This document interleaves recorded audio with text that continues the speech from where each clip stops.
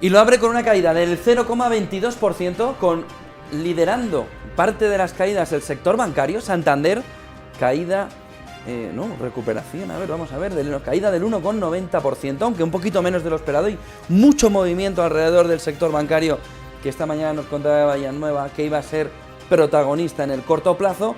1,77, 1,90, mucho movimiento alrededor del Banco Santander. BBVA, caída del 1,27%. En las pantallas de Visual Chart estamos viendo también un movimiento, mucho volumen, y eso que llevamos ya bastantes minutos de sesión.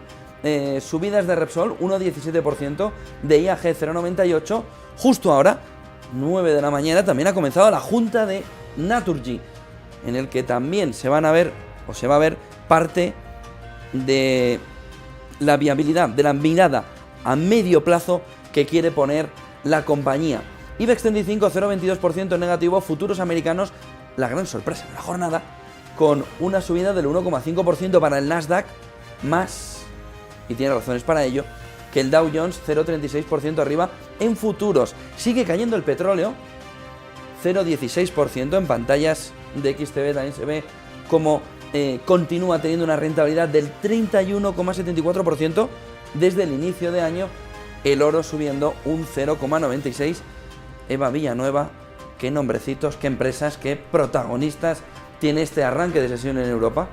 Bueno, pues con nombre propio, lo decías, esa junta de accionistas de Naturgy, que hasta ahora cotiza con timidísimos recortes, pero que toda la expectación gira en lo que, pueda decirse en el seno de esa junta, con el Consejo de Administración, en torno a esa OPA de ICM sobre el 22,6% del capital de la energética española. Una OPA sobre la que tendrá que pronunciarse sí o sí el Consejo de Ministros, y sobre la que queda mucho por decir y de la que hablar.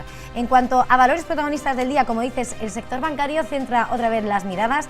Caídas importantes, como dices, para Santander y BBVA, y vemos caídas más moderadas en el caso de Bankia, igual que vemos como los títulos de Bankinter se anotan un 0,38%, y vemos los títulos de Sabadell, que recordemos que ayer se disparaba incluso más del 6%, sigue de forma fuerte una subida del 1,23%, en una jornada en la que vamos a asistir a una nueva subasta del Tesoro español, recordemos, en la que va a tratar de colocar hasta 2.500 millones de euros en letras. Una jornada en la que también vamos a estar pendientes de la cotización de Grifols. La compañía ha anunciado cómo ha terminado de cerrar la transacción para hacerse con la biotecnológica estadounidense Gigagen, las acciones que no tenía el 56%, por 80 millones de dólares. Grifols, que a esta hora cotiza con una caída del 0,31%.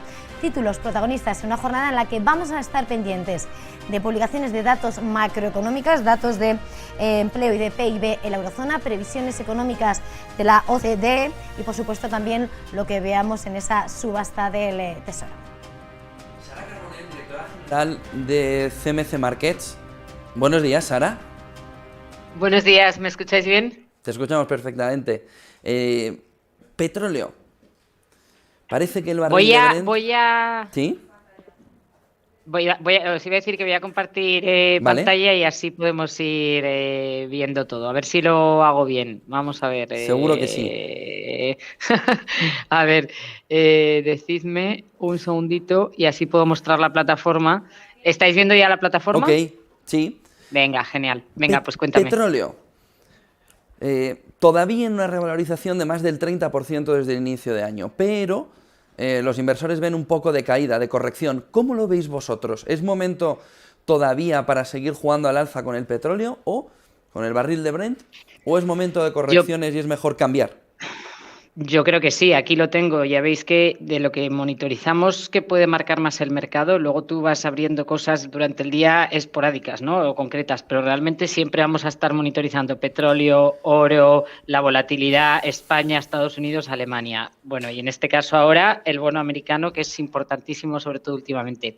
En el caso del petróleo, yo personalmente sí creo que puede incluso continuar subiendo. Fijaros, este es el barril de Brent, la subida que tiene desde los mínimos de marzo, casi un 400%, y está en 68, ayer llegó a tocar 70. ¿Por qué creo que sí? Primero, por lo que ya sabemos, por la recuperación, que lógicamente si hay recuperación económica hay incremento de demanda del petróleo, es decir, hay más necesidad de utilizar petróleo, de utilizar crudo en la industria, en la producción, etcétera.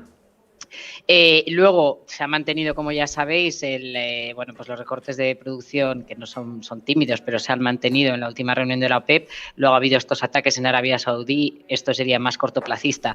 Pero bueno, yo sí creo que todavía le puede quedar potencial, sí que lo creo.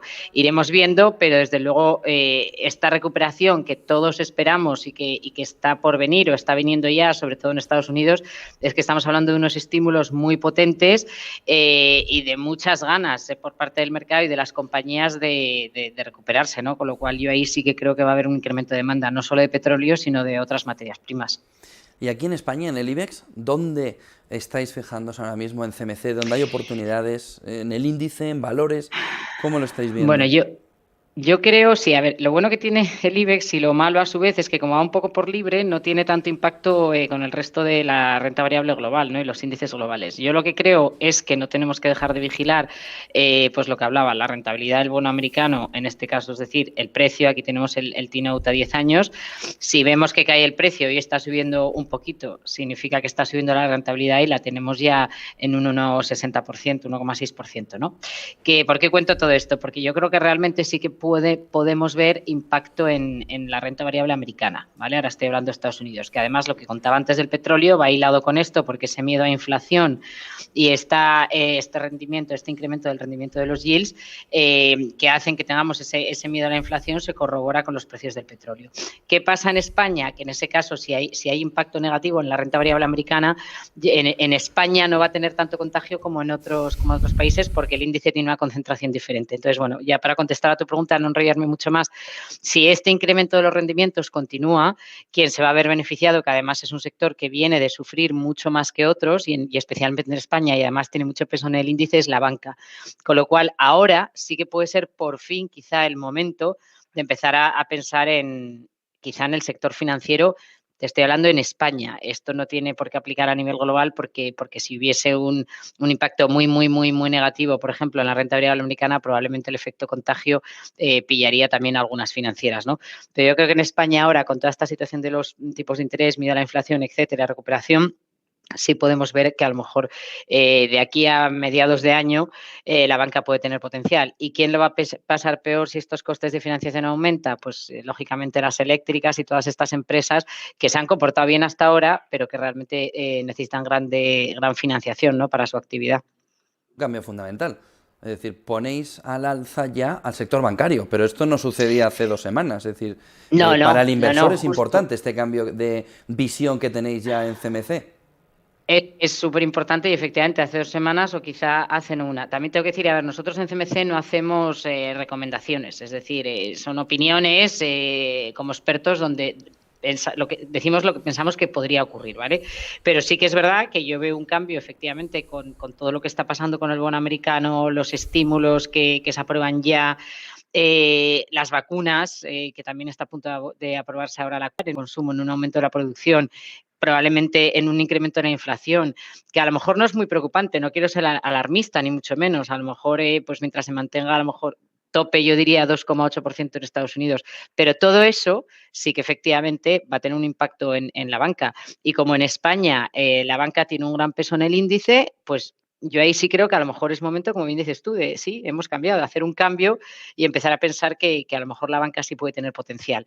Y además tengo que decir que los resultados empresariales que hemos visto de la banca española, en general, en términos generales, fueron bastante positivos, en muchos casos mejor de lo esperado, han capeado bastante bien el año con las provisiones, etcétera, y sí que están preparados para poder hacerlo bien este año, sobre todo en el segundo semestre.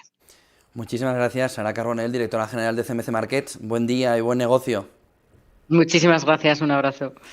A partir de las 10 de la mañana aquí en Negocios Televisión, Newsroom, como todos los días, pero hoy con la mirada puesta en un tema fundamental, la sociedad española en ese marco de la pandemia y su proceso de digitalización, con protagonistas, con claves, con cómo la pandemia y esos 5 años acelerados que hemos avanzado por ella en la digitalización puede cambiar la estructura de las compañías y el futuro de estas.